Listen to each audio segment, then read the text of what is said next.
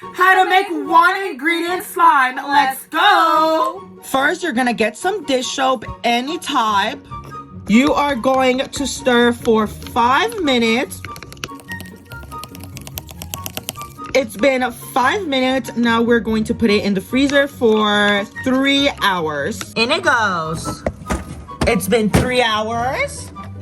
And you're going to stir again for 5 minutes. As you can tell, it's turning into slime already, but it's not fully ready yet. And we're gonna put it in the freezer for another 3 hours. Our slime is ready.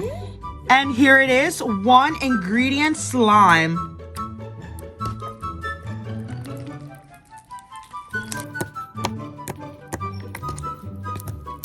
This is actually really good.